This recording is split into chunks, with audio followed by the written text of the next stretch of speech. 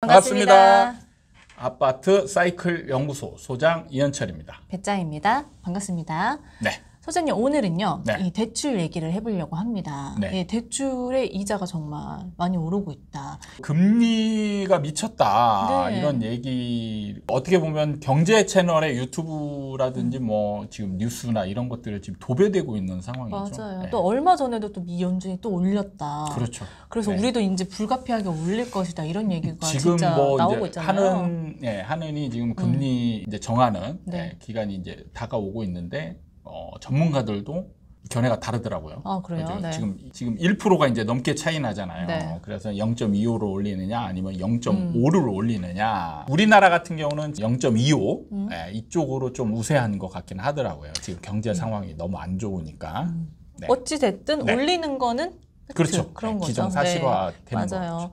그래서 이게 진짜 내년 되면 이 주담대가 진짜 8%가 될 수도 있다. 이런 얘기도 정말 많이 이런 뉴스도 많이 나오더라고요. 봤어요. 맞아요. 그래서 이게 진짜 와닿진 않잖아요. 높은 건 알겠는데 네. 하루하루의 삶이 어떻게 변할지 이거는 와닿진 않거든요. 그렇죠. 그래서 이 부분을 대해서 좀 얘기를 해보려고 해요. 네. 그러니까 작년까지만 해도 저금리였던 네, 상황이었는데 1년 만에 이렇게 많이 상황이 바뀌었는데 어떻게 됐는지 좀 구체적으로 살펴볼까 합니다. 지금 이제 금리가 워낙 급격하게 오르고 있어서 지금 변동금리를 선택한 그때 당시에 고정금리를 선택한 사람들이 신의 한 수. 근데 대부분 뉴스를 보면 한 70에서 80% 이상이 변동금리를 선택을 했다. 이런 네. 뉴스들이 나오거든요. 금리 올라가는 거에 취약해 있다. 그리고 이제 이분들이 아직 금리가 인상 중에 있기 때문에 금리가 인상됐을 때의 상황이 어떤지에 대한 느낌이나 네. 상황이 피부로 와닿지 않을 수도 있거든요. 그래서 오늘은 작년, 네. 올해, 내년 통장에서 얼마가 나가는지 한번 계산을 해보자. 네, 네. 이렇게 얘기를 해봤어요. 네, 그래서 네. 오늘은 진짜 이 네이버 대출 계산기를 통해서 네. 한번 얘기를 해볼까 합니다. PPL 아니고. 예. 네. 그 네이버에 보면은 대출 계산기 화면이 하나 뜨거든요. 활용해도 괜찮을 것 같아요. 나중에 내가 이자와 원금을 얼마를 내야 되는지 계획을 세울 필요도 있을 때가 있잖아요. 맞아요. 그럴 때 이제 유용하게 써먹을 수 있는 사이트거든요. 네, 이전에는 이게 이자만 내면 됐어서 뭐 1억이면 30, 뭐 이런 식으로 되게 예, 그렇죠. 간단하게 계산하기가 생각했는데 편했는데, 요즘에 네. 원리금을 가지 상환을 해야 되니까 그렇죠. 이게 복잡해졌더라고요. 네, 네. 네, 그래서 오늘 한번 살펴보려고 합니다. 네. 네. 네이버에 지금 이자 계산기라고 나와 있는데요. 미리 5억이라고 입력을 해놨습니다. 그리고 밑에 보면은 대출 기간이라고 해서 이제 연, 개월 이렇게 나와 있거든요. 연으로 할 수도 있고 개월을 누르면 이제 나와 있고요. 주담대 하면은 30년, 짧으면 20년. 워낙 이자 부담이 크니까 50년 상환도 나오더라고요. 기본적으로 한 30년으로 생각을 해서 네. 한번 그럼 계산을 제가 해볼까요? 여기서 쉬어가는 코너로 네. 질문을 저는 못 쉬는 거 아닌가요? 저한테 네, 주담대를 받을 때 상환 기간을 뭐 20년, 30년, 50년 했는데 어떤 걸 하는 게 조금 더 나한테 유리할까? 유리할까? 네. 이게 올해 50년이 나온 게 네. 달달이 나가는 돈이 많으니까 네. 좀 쪼개보고자 이걸 늘린 거잖아요. 네, 네. 그나마 이제 원리금까지 내면 네. 좀 덜 나가지 않을까 해서 50년이 괜찮지 않을까 생각을 했거든요. 원금을 어쨌든 갚아야 되잖아요. 50년 동안 갚으란 얘기예요. 그 생각은 못하고 네. 일단 내 다음 달부터 나가는 돈이 적은 걸 선택하는 거죠. 길게 생각 자, 어떻게 해요? 네. 이 부분이 이제 주된 내용인데 네. 뭐 쉬어가는 코너를 길게 가겠는데 원금을 갚아 나가는 게 좋은가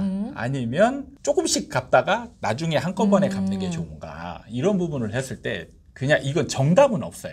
근데 제 개인적인 취향으로는 원금을 갚는 금액을 작게 하는 게 저는 좋다라고 생각을 해요. 초반에 네, 그래서 말씀하신 것처럼 상품이 길면 길수록 부담이 덜한 거죠. 거치 상품이라는 건 이제 이자만 내는 겁니다. 이걸 선택하는 게 훨씬 좋다라는 여러분들은 집을 살 때 집을 사고 나서 여기서 20년, 30년 살 생각을 가지고 사긴 하거든요. 근데 평균적으로 보유 기간을 따져보면 5년에서 7년밖에 안 돼요. 5년에서 7년 동안 열심히 죽으라고 갚다가 그 나중에 원금 낼 때 보면 원금 상환된 금액은 진짜 세 발의 피 정도밖에 안 돼요. 근데 네. 문제는 낼 때 부담은 어마어마하게 크다는 거죠. 그 차지하는 비율이 크기 때문에 그러니까 기간이 짧으면 짧을수록 원금을 내야 되는 금액이 많아지거든요. 통장에서 나가는 돈이 강제로 나가는 돈이 많다는 얘기예요. 내가 써야 될 돈이 없어지는 거죠. 물론 강제 저축의 효과는 있지만 팔아서 한꺼번에 갚는 게 훨씬 더 나한테 부담이 적다.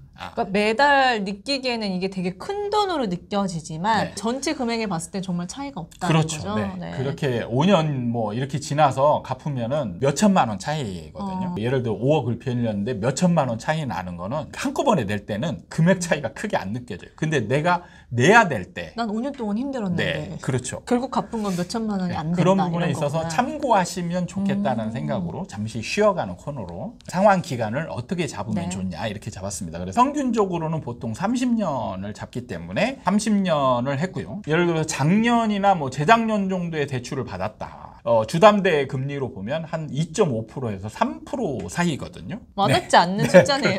네. 네, 순식간에 변해서 네. 진짜 몇 년 올해 전인 줄 알았어요. 올해만 금리를 올린 게 지금 온갖 벌써 스텝을 밟았잖아요. 두 번, 진짜. 세 번째 미국이 세 번째 네. 올렸죠. 0.75를 세 번 올렸으니까 얼마를 올린 거예요? 벌써. 진짜. 야, 장난 아니죠.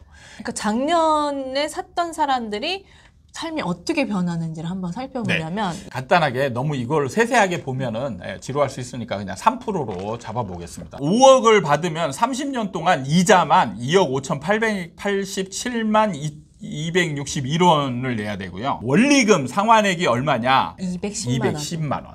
그러면 이자만 하면 얼마냐? 3%면은 1,500만 원을 한 달씩 내면은 130 약 정도. 130만 원 정도 되겠죠? 대충 계산할 때 이자 계산은 좀 빠르게 되잖아요. 그럼 원리금이 얼마냐? 2배 정도 늘어나는 금액이 아니고 약 한 70에서 80% 정도 더 추가되는 느낌인 그러네요. 거죠. 130에 네. 한 90만 원 건가. 네.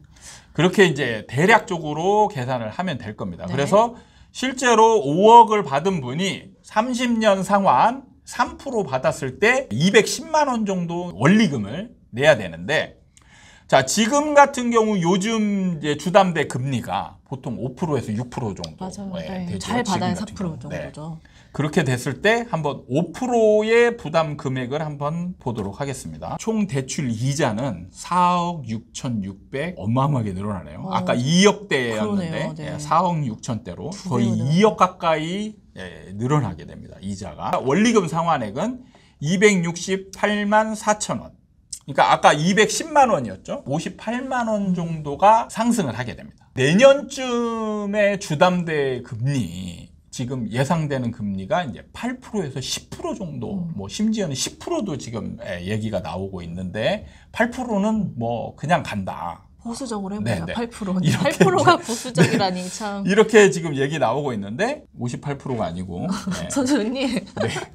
8%로 계산해 보면 지금 366만 8천 원이네. 5%로 했을 때 266만 원이었는데 저 3%에서 5%로 2% 올라갔을 때 약 58만 원 올라갔는데 3% 정도 올라가니까 100만 원 정도가 이제 늘어나게 되네요. 그래서 366만 8천 원인데 그러면 이게 지금 어느 정도의 부담이냐? 예를 들어서 월급이 실수령액이 500만 원이다. 500만 원 정도 되어야 사실 210만 원 이걸 감당할 수가 있죠. 작년까지만 해도 소장님 네. 부부가 집을 살려면 외벌이어도 집을 살 수 있었던 것 같아요. 그렇죠. 200만 원이면 진짜 허리도 졸라매면 살 네. 수 있잖아요. 네네. 근데 지금은 맞벌이 필수라는 거죠, 진짜. 그러니까 지금 문제가 뭐냐면 500만 원이면 사실 수입이 작은 가구는 아니거든요. 그렇죠. 네. 500만 원 정도를 벌었을 때 210만 원 정도를 내고 나면 이제 약 사용할 수 있는 금액이 290만 원이잖아요.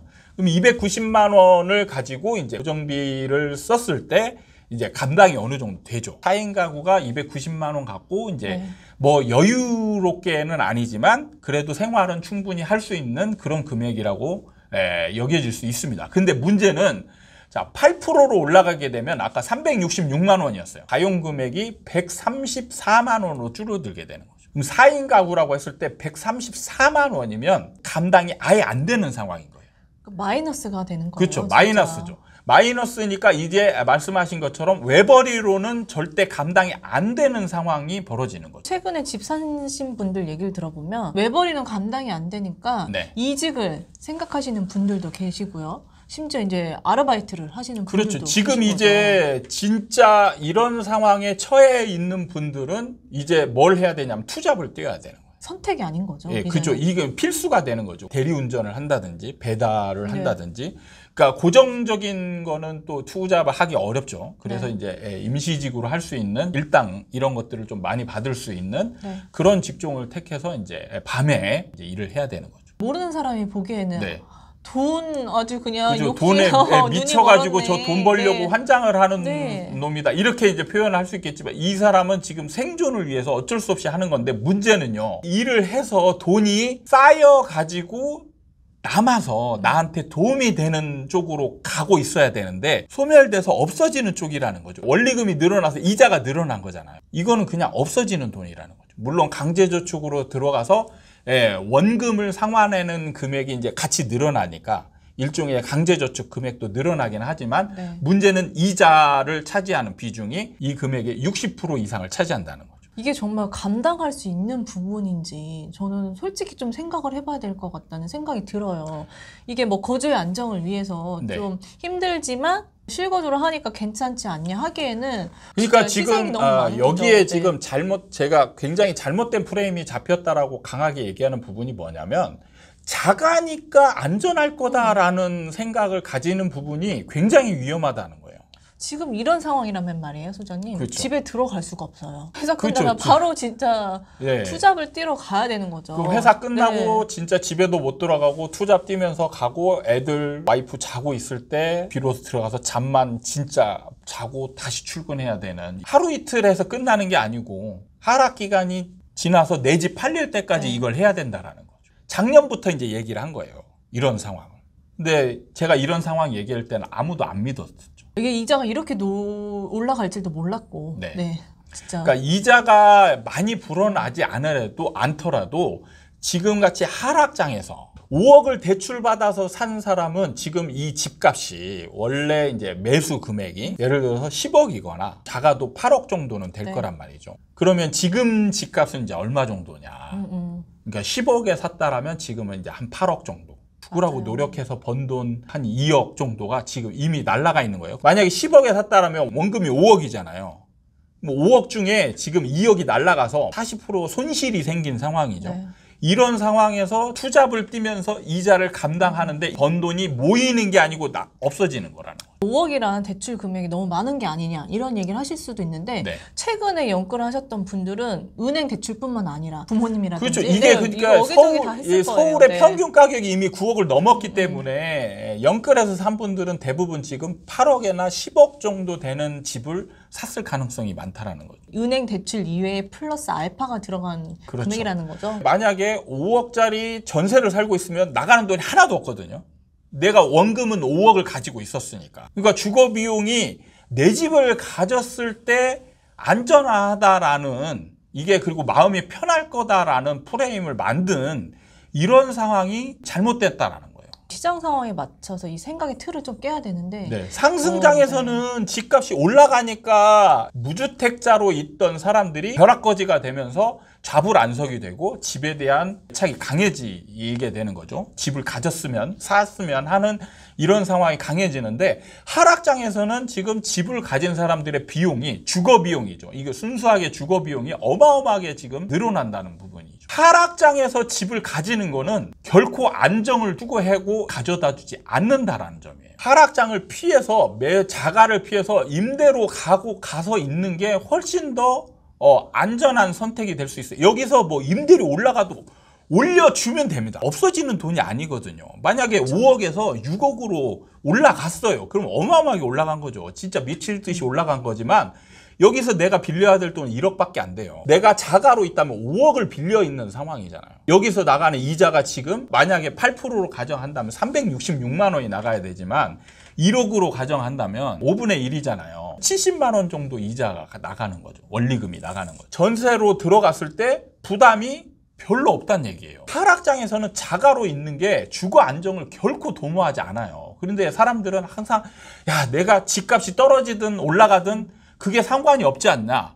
이거는 여기 안에 부수적인 내용을 아예 배제하고 있는 상황이라는 거예요. 그러니까 오늘 영상은 정말 이 주거 안정이 과연 무엇일까? 네. 이 부분에 대해서 좀 한번 생각을 해보는 시간이었던 것 같아요. 얘기를 할수록 마음이 좀 저는 먹먹하네요. 그렇죠. 네. 지금 작년부터 실거주도 가능하면 팔아라. 실거주니까 팔아라. 실거주 하고 싶은 사람도 사지 마라. 이런 얘기를 강하게 했는데 아무런 공감을 얻지 못하는 거는 여러분들이 이런 상황을 진짜 겪어보지 못했기 때문에 그래요. 근데 지금 이런 겪는 상황이 문제는 최고치가 아니고 이제 시작이라는 상황인 겁니다. 이 하락장이 무서운 게 소장님 책에서도 나왔듯이 언제 끝날지 모르기 때문에 너무 무서운 거다. 그렇죠. 이 하락장이 부동산 하락장이 시작되면 굉장히 길게 진행이 되기 때문에 여기서 버티고자 마음 먹고 하루하루를 하다가 나중에 지쳐버리는 거예요. 내가 지금 네. 무슨 짓을 하고 있는 거야. 이렇게 되면서 결국에는 못 버티고 파는 사람이 8, 90%다. 이게 보니까 와닿네요. 네, 알겠습니다. 오늘 시간은 대출 이자를 좀 계산을 해보면서 네. 얘기를 나눠봤습니다. 네. 내년이 좀 무섭네요, 저는. 참 안타까운 상황에 처해 있는 분들이 많은데 부동산이 참 어려운 게 여기서 내가 어떤 선택을 하더라도 그 선택이 그 결과를 만들어주지 않는다는 거죠. 그러니까 팔려고 만들어도 팔리지가 않는 상황이 벌어지니까. 그래서 제가 사이클 공부를 진짜 정말 심도 있게 해야 된다 해서 미리 예측을 해서 대응하지 않으면 부동산은 진짜 어려운 상황들이 닥친다는 거예요. 마지막 말씀이 되게 와닿네요. 선택이 내가 원하는 결과로 도달하지 않는다는 거. 그렇죠. 그게 이제 안타까운 점입니다. 오늘 시간 도움이 되셨다면 구독과 좋아요 부탁드리고요. 다음에 또 찾아뵙도록 하겠습니다. 감사합니다. 네, 감사합니다.